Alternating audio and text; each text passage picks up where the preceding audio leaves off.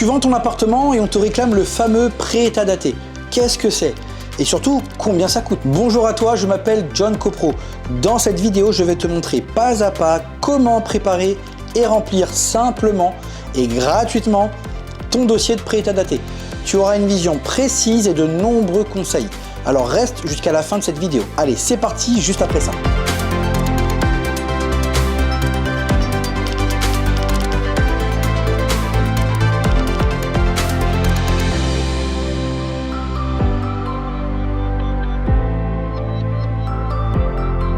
Avant d'aller plus loin, n'oublie pas d'activer la cloche de notification, de mettre un j'aime à cette vidéo et pourquoi pas me laisser un commentaire, ça fait toujours plaisir. Avant de commencer, il faut bien que tu comprennes qu'avant de signer le compromis, ton acheteur doit recevoir un ensemble d'informations sur la copropriété. Ces informations sont regroupées dans ce que l'on appelle le dossier du prêt état daté, qui est souvent préparé par ton syndic. Mais bonne nouvelle, tu peux le préparer toi-même sans payer cette prestation complémentaire à ton syndic. Et aussi, ce qu'il faut savoir, c'est que le prêt état daté ne doit pas être confondu avec l'état daté. L'état daté, lui, est établi obligatoirement par le syndic pour la vente définitive de ton appartement. Alors, première étape, pour commencer, il te faut une bonne préparation. Connecte-toi à l'extranet de ta résidence pour récupérer certains documents. La fiche synthétique, le règlement de copropriété intégrant l'état descriptif de division et ses modificatifs éventuels, les procès-verbaux des trois dernières assemblées générales, le carnet d'entretien de l'immeuble, les informations financières de la copro que tu trouveras sur la dernière convocation d'assemblée générale dans les fameuses annexes comptables que personne ne regarde. Aussi, le montant du fonds de travaux rattaché à ton ou tes lots, que tu trouveras donc sur tes appels de fonds. Et enfin, le diagnostic technique global, s'il existe. Celui-ci intégrant donc le fameux projet de plan pluriannuel de travaux ou le plan pluriannuel de travaux s'il a été validé en assemblée générale, mais également le diagnostic de performance énergétique collectif. Ces deux diagnostics sont obligatoires. Ces documents correspondent donc aux informations prévues par l'article L721-2 du Code de la construction de l'habitation, applicable aux ventes de lots en copropriété, bien sûr uniquement en copropriété, à usage total ou partiel d'habitation. Une fois que tu as tout récupéré, on va pouvoir commencer ensemble la rédaction de ton prêt état daté. Je t'invite donc à télécharger un modèle de prêt état daté que tu trouveras en description. Les notaires te remercieront. Avant de commencer la rédaction de ton prêt état daté, il me semble important de te préciser que le prêt état daté n'existe pas juridiquement. En revanche, les informations qu'il contient sont-elles légalement obligatoires? Et c'est là que beaucoup de professionnels font l'amalgame. La loi ALUR a créé le fameux article L721-2 du Code de la construction et de l'habitation. Cet article liste un certain nombre d'informations obligatoires. En revanche, la loi ne dit jamais « vous devez établir un document appelé prêt état daté ». Du coup, pourquoi tout le monde parle de prêt état daté? Parce que les notaires avaient un problème pratique. Avant ALUR, ils demandaient uniquement l'état daté au syndic, mais celui-ci n'est établi qu'avant l'acte authentique. Or, la loi ALUR impose que certaines informations financières soient déjà connues au moment de la signature du compromis.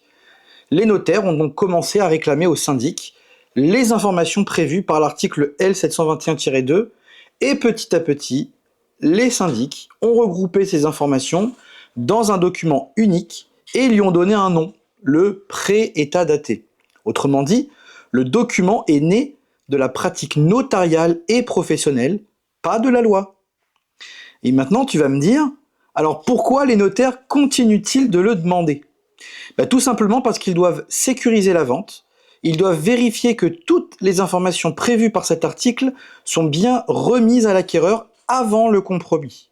Et donc, le moyen le plus simple est de demander un document unique. C'est devenu en quelque sorte une norme professionnelle. Mais ce n'est pas une obligation légale, de forme. Allez, c'est parti. Maintenant, commençons par remplir le prêt état daté. Donc tu vois à l'écran la première page du prêt état daté. Donc cette page ne contient quasiment que des informations administratives. Tu dois remplir notamment l'adresse de ta copropriété, ici, Donc moi, hop, SDC, dans mon cas, Liberté. Hop. OK. Ensuite, le nom et adresse du copropriétaire cédant, donc c'est-à-dire le vendeur, donc, donc toi, donc tu marques ton nom. Hop. La référence de tes lots que tu vends, donc c'est un lot ou plusieurs, donc si c'est plusieurs, il faut que tu marques à chaque fois à quoi ça correspond. Alors, hop, moi je vais juste les remettre en ordre. Le numéro 11 qui est une cave. Donc je te les mets à chaque fois en rouge hein, pour que tu puisses mieux voir. Ensuite ici, il faut préciser si la mutation est à titre onéreux ou à titre gratuit. À titre onéreux, c'est 99% des ventes que tu peux rencontrer. Donc en gros, onéreux, c'est-à-dire que c'est une vente moyennant une somme. Et quand tu coches à titre gratuit, là c'est particulier, ça concerne tout ce qui est donation, succession ou encore les partages. Voilà. Donc une fois que tu as rempli tout ça, hop, tu déroules le document et tu as le mini sommaire avec la partie 1 qui est la partie financière et la partie 2 qui est tous les documents à annexer au document pré-état daté. Donc tu as la liste ici, le règlement de copropriété et ses modificatifs, intégrant bien sûr l'état descriptif de division, les procès-verbaux des assemblées générales des 3 dernières années, le présent document forcément que tu devras dater et signer, et le carnet d'entretien de la copropriété. Alors, sur cette liste, il manque également tout ce qui est fiche synthétique et encore le DTG. On en reparlera un petit peu après. Et enfin, le dernier cartouche en bas de page. Donc là, il faut que tu notes donc la date de la demande. Hein. Souvent, c'est ton notaire dans le cadre de la vente de ton bien qui te donne, qui t'envoie la demande par mail. Donc là, tu as reçu la demande, dans mon cas en tout cas, le 14 janvier 2026. Le demandeur, c'est le notaire. Donc tu marques toutes ces références et éventuellement la référence du notaire du courrier. Ça permettra également pour ton notaire de retrouver plus facilement la vente. Ensuite, tu marques donc le nom de ton syndic avec ses coordonnées. Voilà, donc ça c'est pratique pour le notaire. Et tu dois préciser également qui le syndic représente. Est-ce que c'est un syndicat unique, un syndicat principal ou un syndicat secondaire? Bon, généralement, toi dans ton cas et dans mon cas certainement, c'est un syndicat unique. Une copropriété, on va dire, somme toute traditionnelle. Ensuite, ici, tu peux mettre ton numéro d'immeuble, par exemple, voilà, le 567. Donc là, c'est la référence de l'immeuble chez ton syndic. Ensuite, la date où tu réalises le document. Donc là, moi, je vais mettre 15 janvier 2026. Voilà, qui est le lendemain de la demande, on va dire que ça a été fait assez rapidement. Et ensuite, là, tu signes, tu fais ta signature classique. Voilà. Donc là, on a terminé pour la première page. On passe à la suite. Donc, deuxième page. La deuxième page, il s'agit d'informations qui, au moment du pré-état daté, ne sont pas forcément importantes. Tu pourrais même ne pas la remplir, et d'ailleurs, souvent, les syndics n'indiquent aucune information.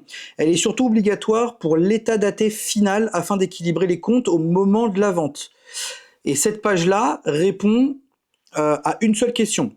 Combien tu dois encore payer à ta copropriété? Voilà. Mais je vais quand même t'expliquer chaque ligne.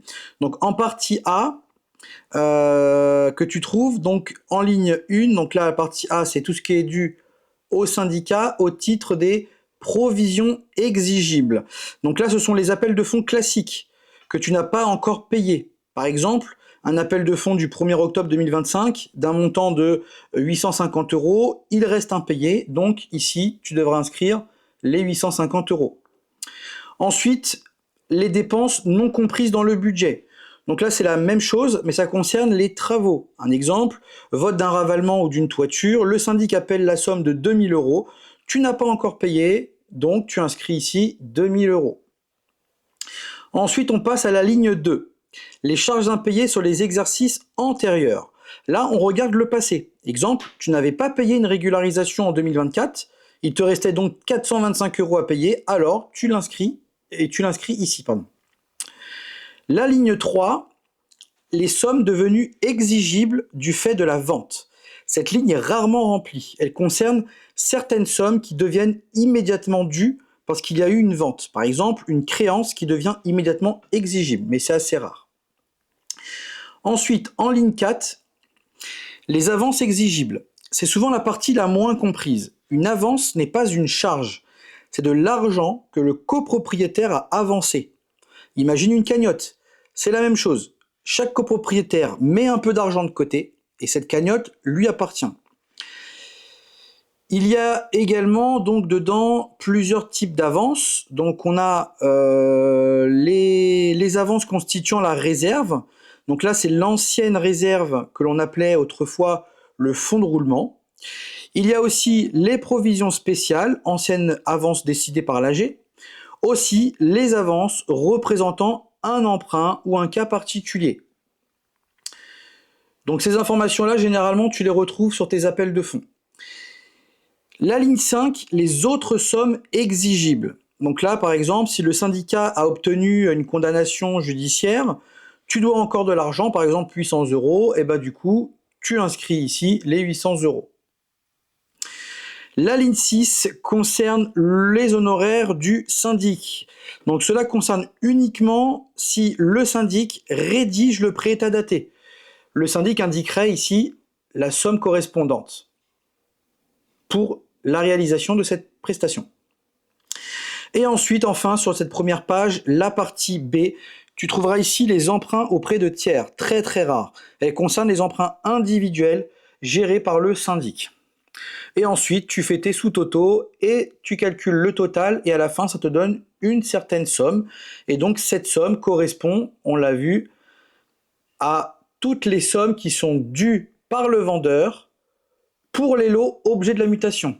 Donc les sommes dues au syndicat des copropriétaires. Page suivante, troisième page. Ici, on inverse complètement le raisonnement. La question devient, le syndicat des copropriétaires te doit-il de l'argent? Donc là, ça commence à être intéressant. Donc on va voir au titre donc des avances perçues, donc A1, la réserve de trésorerie. Tu sais, je t'en ai parlé tout à l'heure au point 4, le fameux ex-fonds de roulement. Tu dois indiquer ce que tu as versé à la copropriété. Et donc pour le savoir, tu prends ton dernier appel de fonds et tu reportes le montant indiqué. Dans mon exemple, je reporte donc la somme de 500 € que Chloé a versé au titre des avances de trésorerie. Et cette somme, bien sûr, la copropriété doit lui rendre. Ensuite, c'est les autres avances. Donc même logique, sauf que dans le cas de Chloé, il n'y en a pas, et même chose pour les autres avances. Donc tout ce qui est provision spéciale. Donc là, dans mon cas, il n'y en a pas. Des emprunts, il n'y en a pas. Et donc les autres avances, pareil. Là, c'est vraiment des cas assez particuliers. Par exemple, une provision qui aurait été votée lors d'une assemblée générale pour travaux, par exemple, il y a très longtemps, ou pour une procédure il y a très longtemps, mais que ça n'a jamais été utilisé. Et pour autant, cette avance n'a jamais été restituée au copropriétaire. Donc ça, le syndic doit l'indiquer. Ou toi-même, si tu fais, dans le cas présent, la rédaction de ton prêt état daté tout seul. Ensuite vient la partie B, donc les provisions sur budget prévisionnel. Donc là, ça concerne le cas où tu aurais payé l'intégralité du trimestre. Donc par exemple, si le syndic te demande 800 € pour janvier, février, mars, et que tu as payé janvier, février, mars, mais que la vente intervient, en tout cas la date prévisionnelle est prévue pour février. Donc là, toi, tu auras forcément une somme que tu devras récupérer. Toi, tu ne payes que le prorata. Donc moi, dans le cas, la vente est prévue au 1er avril, donc je marque néant puisque Chloé donc récupérera rien de son appel de fonds du premier trimestre. Et donc ensuite, tu additionnes donc toutes les lignes. Donc là, il n'y a que 500 €. Donc tu renseignes ici l'addition de toutes les avances et provisions. Et donc, tu as terminé pour la partie des avances perçues. Ensuite, il faut que tu précises les modalités de remboursement. Ici, tu as deux solutions. La solution 1, ton acheteur te rembourse directement aucune somme passe par le syndic. Le notaire se charge de déduire les sommes de la vente. C'est la solution la plus fréquente et la plus simple pour éviter bien sûr les erreurs. Donc si c'est le cas, tu reportes la somme, les 500 € et donc tu coches la solution 1.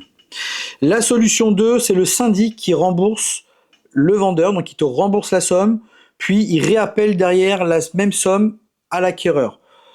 Clairement, c'est sujet à complications, donc je te déconseille fortement de choisir cette option.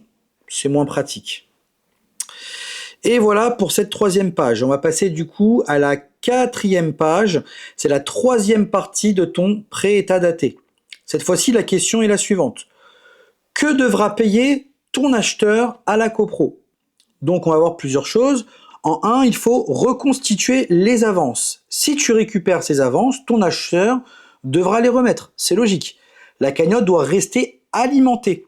Donc ici, tu reportes le montant. Ici, donc la première, du fonds de roulement. On reste sur les mêmes bases que tout à l'heure. Donc il devra payer donc ces 500 € de provision. Et on l'a vu, hein, donc il n'y a pas de provision spéciale. Donc lui, dans son cas, dans mon cas, hein, pour Chloé, donc il n'y a pas d'avance. Hop. En 2, tu dois indiquer les provisions non encore exigibles. C'est très important. Ce sont les appels de fonds déjà votés, mais pas encore appelés par ton syndic. Exemple, ton AG vote un budget avec des appels de fonds prévus. La vente intervient entre-temps et donc ces appels seront dus par le nouveau propriétaire. Donc dans mon exemple, j'indique que 3 appels de fonds sont exigibles. Donc ici, je vais noter donc les dates. Donc le 1er avril 2026. Ensuite, on a le 1er juillet 2026.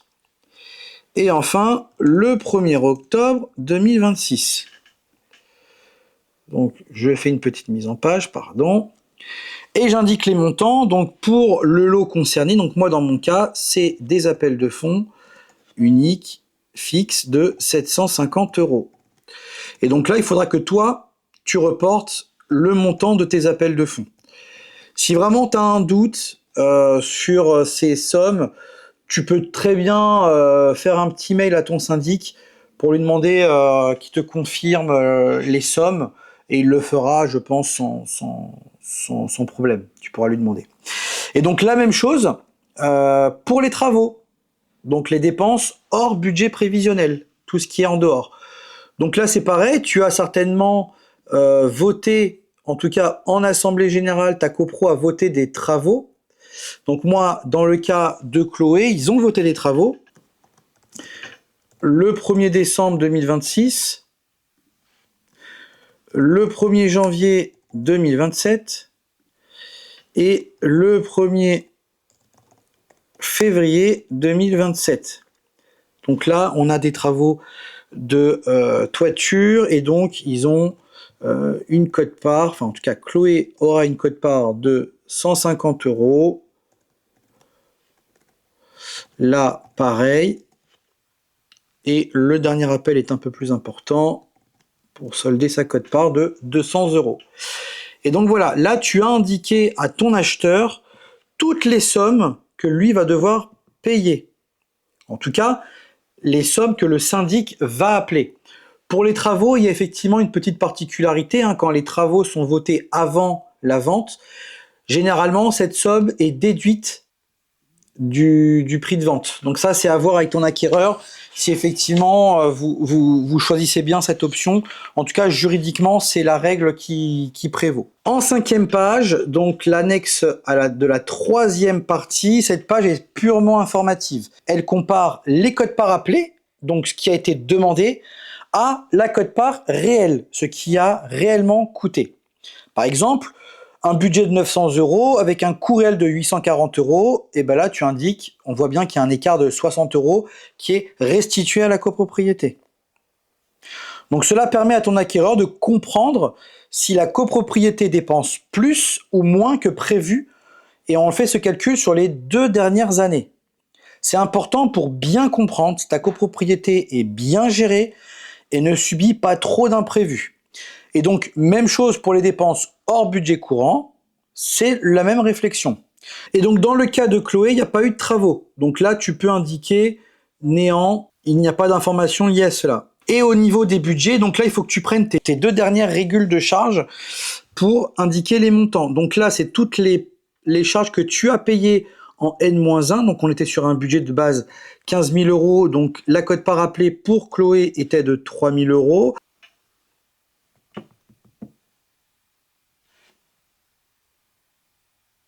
L'année d'avant, même dépense, donc même budget, je veux dire, donc on avait 3 000 euros. Ensuite, c'est là où c'est intéressant, c'est de voir quelles ont été les charges réelles. Donc là, c'est facile, on était sur 2 455,60. Donc là, tu vois bien hein, sur la régule de charge, tu reportes la somme. Et pour le N-2, c'est la même chose. Donc là, on était à 2148,80. Donc ça, c'est la somme totale, donc tous les appels de fonds que Chloé a payés en N-1 et la dépense réelle qui est imputée à Chloé sur l'exercice N-1. Et donc la différence, on voit bien que la copro est plutôt bien gérée et qu'elle restitue en fin d'année des fonds aux copropriétaires. Page suivante, page numéro 6. Cela parle de la santé financière de ta copropriété. Pour remplir cette page, tu auras besoin de l'annexe 1 de la dernière convocation de ton assemblée générale. Donc, au niveau de l'état global des impayés, cela signifie si la copropriété a des copropriétaires mauvais payeurs. Donc, il faut répondre par un oui ou par non. Si oui, tu indiques le montant total. Alors attention, hein, ce n'est pas ta dette personnelle, hein, mais bien celle de tous les copropriétaires. Et donc, tu reportes le montant. Donc, dans mon cas, il y a bien un impayé de charge. Donc, tu coches oui.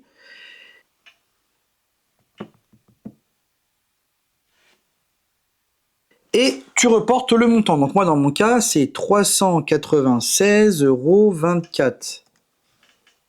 Donc, hop, je le remets en rouge pour que la lecture soit plus facile. OK. Ensuite, la dette envers les fournisseurs. Le syndic doit-il encore de l'argent? Par exemple, au plombier ou à l'ascensoriste. Si oui, tu indiques le montant que tu trouveras sur l'annexe 1 dans le chapitre des dettes. Donc moi, dans mon cas, il y a bien une dette fournisseur.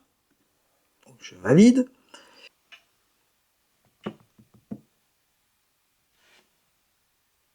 Et je reporte donc le montant.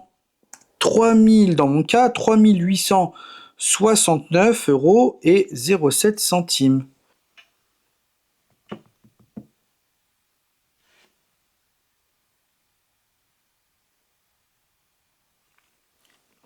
Donc il ne faut pas s'inquiéter non plus. Hein.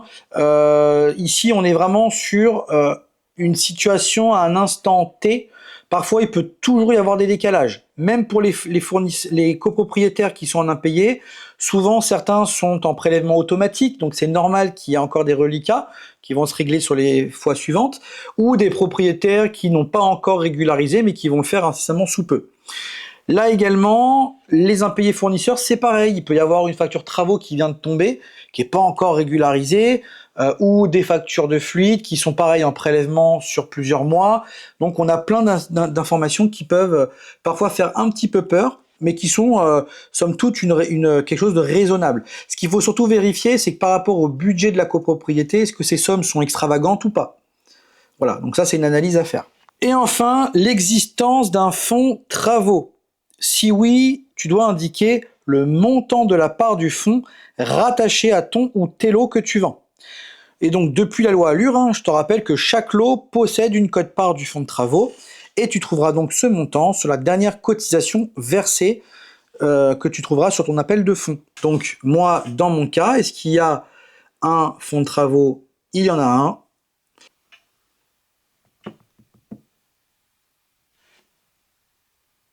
Le montant rattaché, donc là, je le trouve sur l'appel de fonds de Chloé, donc c'est 450 euros.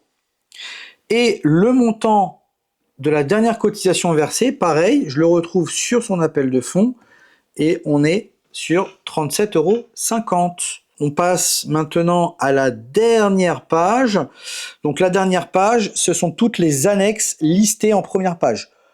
Donc tu retrouveras bien sûr le prêt data daté que tu dois signer, le règlement de copropriété que tu devras joindre avec tous ces modificatifs éventuels, les 3 derniers procès-verbaux d'assemblée générale, ton carnet d'entretien, la fiche synthétique et, si existant, le diagnostic technique global qui intègre le plan pluriannuel de travaux s'il a été voté ou sinon son projet. Et enfin, le diagnostic de performance énergétique collectif. Pour conclure, tu sais maintenant comment remplir ton prêt état daté sans payer et gratuitement. Cette vidéo touche à sa fin.